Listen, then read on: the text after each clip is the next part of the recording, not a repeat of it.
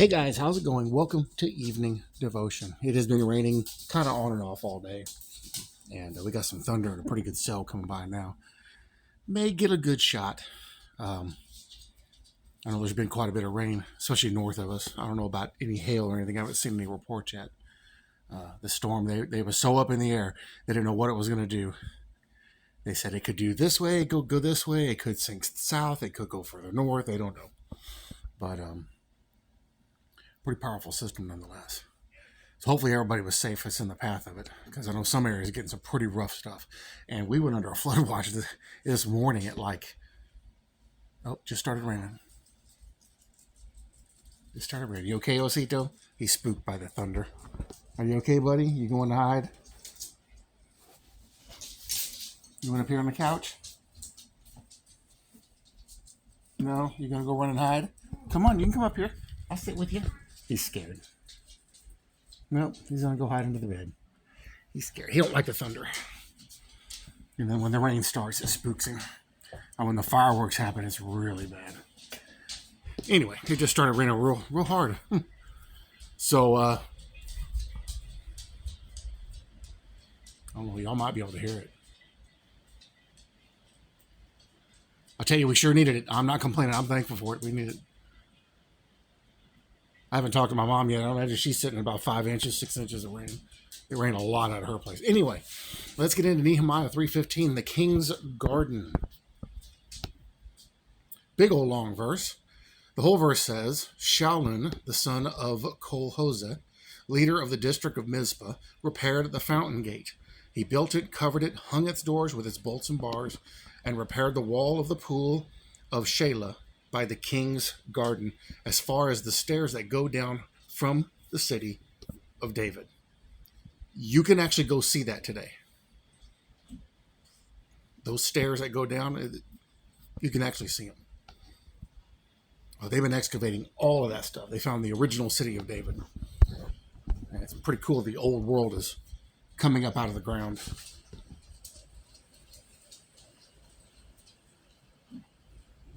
That's some good rain. You getting wet out there? Okay. Let's go up.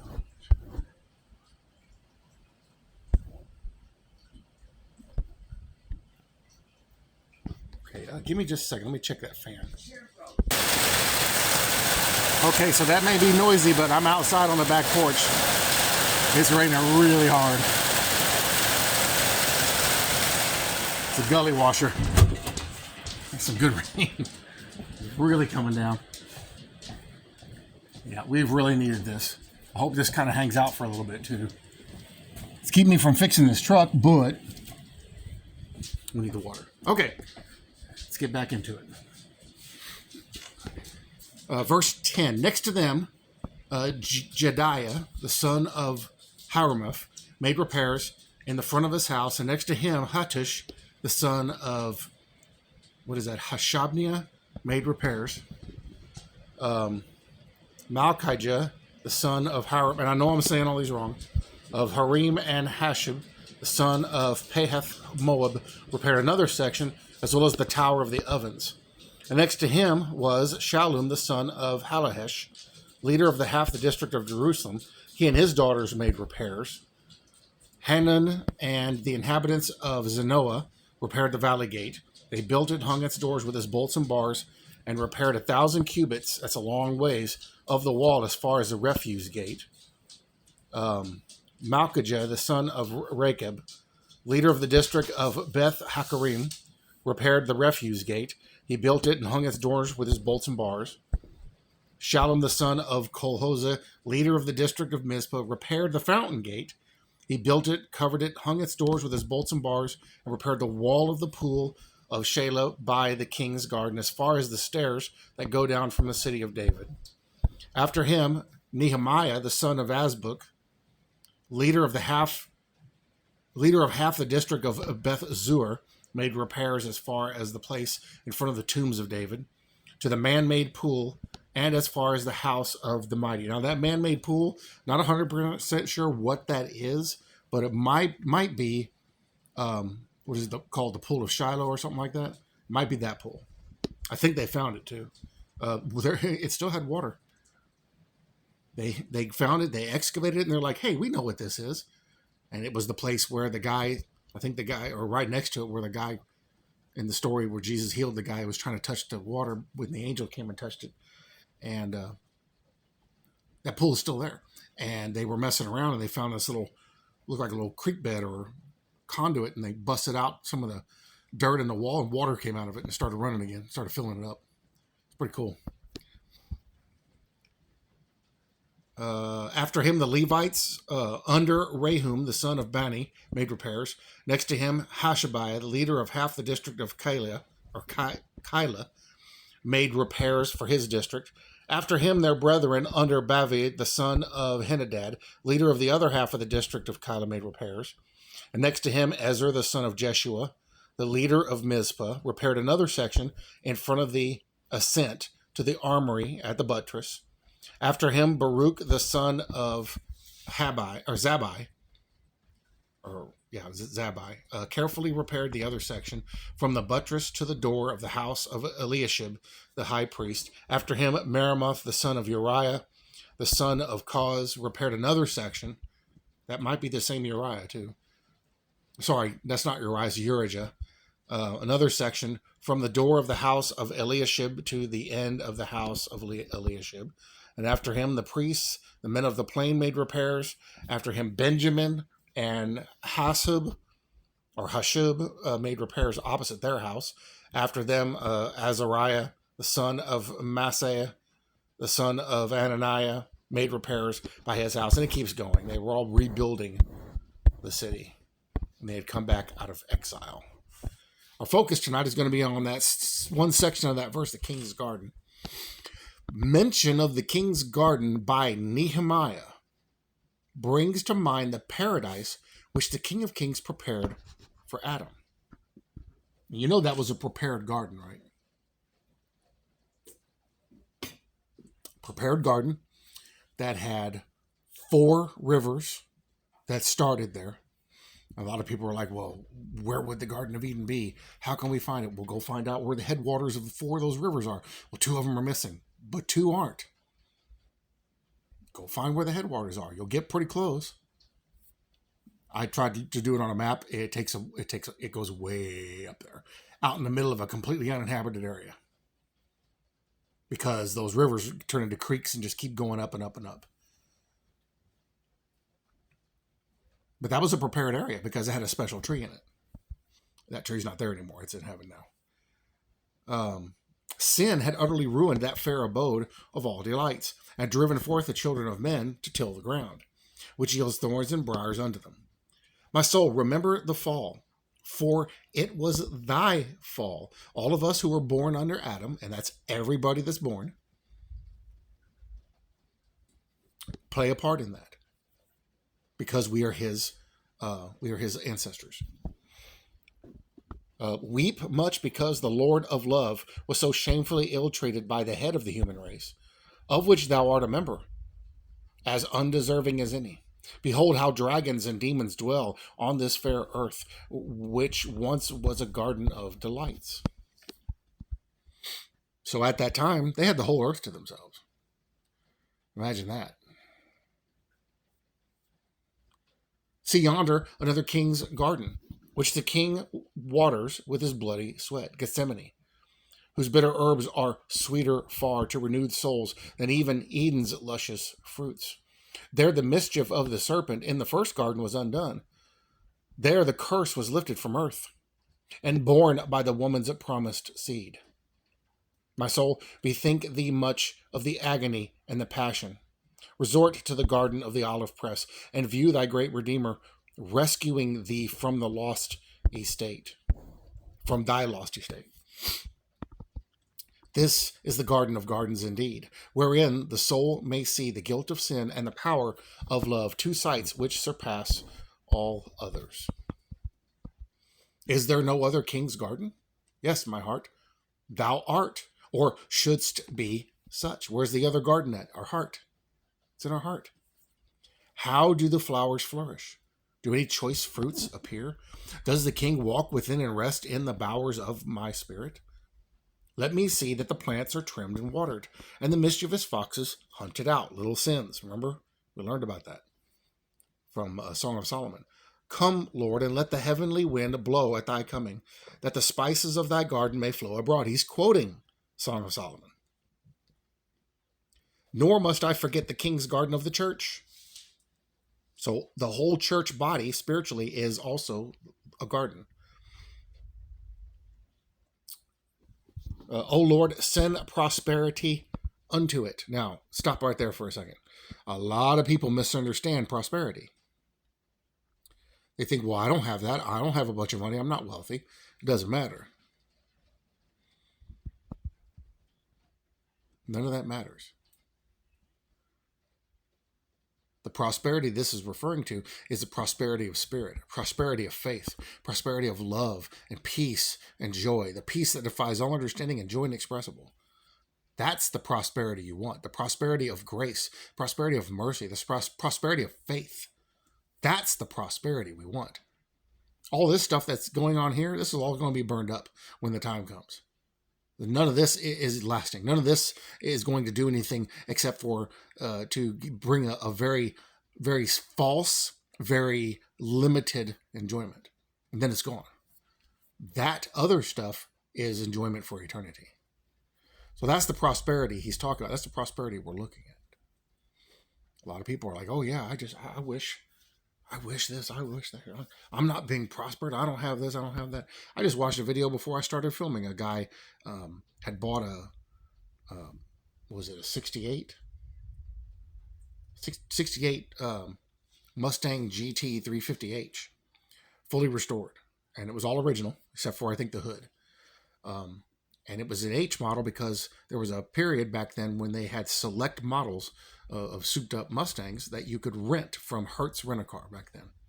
And they were very special. And what people would do is they'd rent them, take them home, pull the motors out of them because they were hopped up, and put their old motor in it and then take the car back. Well, this one wasn't one of those. So he was at Barrett Jackson in 2016. He bought the car, $150,000. This guy's in a wheelchair. He has nothing below the waist. He's cut in half. And he buys this car, and he drove it a little ways, and then he didn't drive it no more. I think he had an accident after the fact. But when he went to sell it, a buddy was going to sell it for him. Turns out, oh, well, that's not actually one of the Hertz cars. That's a fake one. Somebody took that tag and put it on another car. Well, turned out the tag actually supposed to go to that car, but it didn't. It went to another car, and they took that tag and put it. Anyway, he was upset because he goes, well, I'm not going to get my money back out of it. It's just a car. Just a nice car. Super nice car. Very well done restoration. I'll never get my money back out of it. I want Barrett Jackson to make it right. That sounds like some first world problems right there. They have enough money, and they're sitting in a garage full of muscle cars. To have that kind of money, and then that's his issue. Well, but it's still a nice car. Okay, you may have paid a little bit much for it. Throw some tags on that thing and drive the wheels off of it. It's still a nice car. Still enjoyable. Have fun. And they were pretty heartbroken about it too. Okay, I get it. You had a lot of money invested in it. But that's where people are putting their fear and their troubles and all that stuff. That's where they're putting it. Into stuff like that. And a lot of people are really hung up on that stuff. Like big time. Like they got huge amounts of money invested in that kind of stuff. And if something goes wrong, it's just a massive disaster. Or the YouTube channel Wavy Boats. The guy films over at Haulover Inlet in Florida. Terrible inlet to go in and out of, especially when the weather's rough and the seas are rough. And he films boats going in and out and stuffing the front end under the waves and sinking and all these other issues and things going on.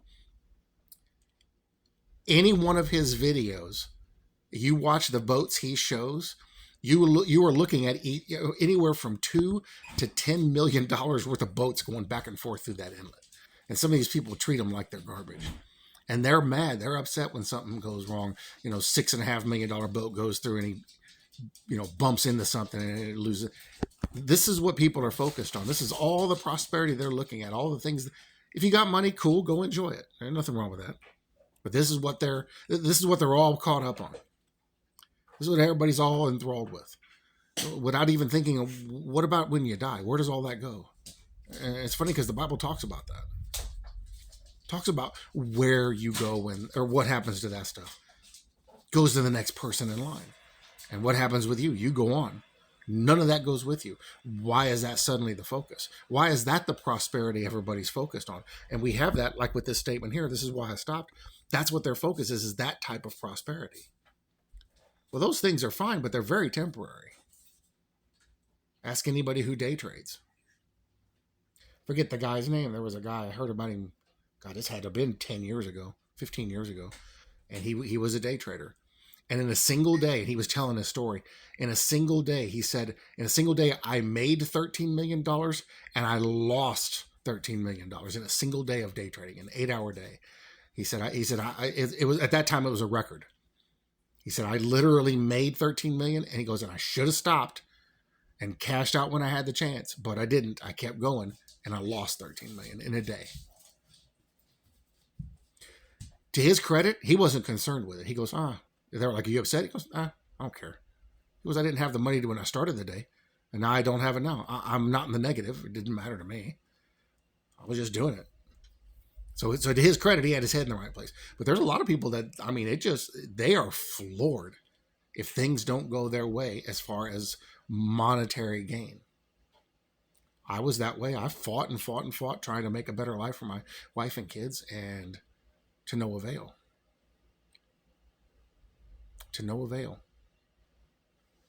It ran me, I ran myself into the ground. And ultimately, I had to basically put myself up for sacrifice and join the military late in life, 37 years old, to be able to do something. Funny enough, I failed at that too. But the Lord has taken care of us, so I can't complain. But when we chase that, when we strive for that, and some people are very good at it, and the Lord blesses them in that. When we strive for that, what's the end result? Nothing. Well, what prosperity should we be looking for? It's right here described in this devotion. O Lord, send prosperity unto it, unto the church. Lord, bless us with grace and mercy beyond measure. Bless us with love and peace and joy. Bless us with your salvation. That's the prosperity we want. That's the prosperity we need. That's the prosperity that lasts. Sorry to get off topic there, but that's what our focus should be. And for us to believe it is. Give me just a second. Okay, sorry about that. Rebuild her walls. Nourish her plants, ripen her fruits, and from the huge wilderness reclaim the barren waste, and make thereof a king's garden. So, what are we looking for here? What are we talking about here? Are we talking about a physical temple? No, a spiritual one. Are we talking about a physical church? No, a spiritual one. Funny enough, we are a physical church too. In the millennial reign, the earth will go back to becoming an Eden. Not the Eden it was, but an Eden nonetheless. And then when the new heavens and new earth come, it will be a completely different Eden. Something amazing, something incredible, something we cannot fathom or comprehend, something we have no idea what it looks like because we have nothing to compare it to. But what will be the greater Eden? What will be the greater blessing? What will be the greater garden that we'll be dealing with here? And that'll be all the people that serve the Lord. Israel becoming the people they were meant to be. All the church in their offices, in our designated offices. The Lord on his throne. The glory of the Lord shining everywhere. And then when the new heavens and new earth come, the new Jerusalem will be here. An amazing, amazing, amazing city. But all will see. Its light will shine brightly. These are the gardens. These are the prosperities we're looking for. These are the things that matter. These are the things that make a difference and things that mean something and have substance. These are the things we should be looking forward to. So while we have this life that the Lord has blessed us with, while we have the things that we have, enjoy them. Do what you can. Enjoy what the Lord has given you. But set your heart on the things of heaven. Look forward to the things that won't perish, to the things that won't go away. Because the Lord will rebuild. It will all be made right. It will be put back the way it originally was, as close as possible. We'll all be here. Things will be glorious. See, that's what we're looking forward to see the beautiful garden. And here's the thing. I don't know if the Lord will preserve that section of the Garden of Gethsemane or if it'll be changed. I don't know. Depends on how much importance, I guess, he puts on it. But when he gets here and he fixes everything and puts it the way it was when he first made it, oh, what a day that'll be when we see the earth become the garden it should be. And we all get to live here and enjoy it with him and with each other. The earth will be the king's garden. And all the people who are the king's garden will be there too. And all the hearts who long for him, look for him, belong to him will be the garden too. You're going to see the garden as so many different aspects. A physical one, a spiritual one, an emotional one, a mental one. We're going to get to see that. And that's amazing to me. We're going to get to witness this because we're going to be there. We're probably going to play a part in it too. And that's going to be awesome too. So don't worry about what the original Garden of Eden looked like. We're about to see, when everything is changed, we're going to see a new Eden. And then when the new heavens and earth comes, it'll be a completely new Eden with a new city and new people and a new way of life. And what a day that's going to be. What a day that's going to be when our Lord returns and sets everything right. I love you all very much. I bless you all in Jesus' name, and I'll see you in the next video.